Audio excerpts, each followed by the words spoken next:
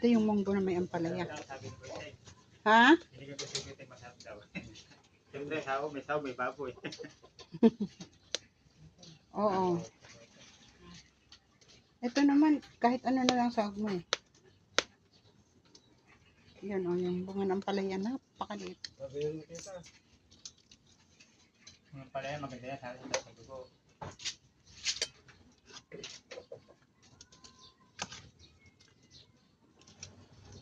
Nagdagan mo tayo. Tama ito sa amin. Nagdagan po. Eh, pag ano, Yung merienda mo. Merienda. babalik.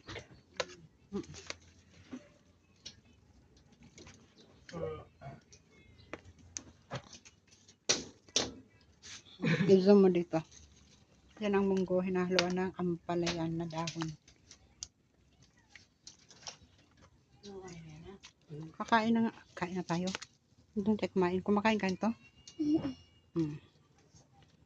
Hulaan mo sino nagluto. Si Tito Ito. Tawa na sa atin to. Bye.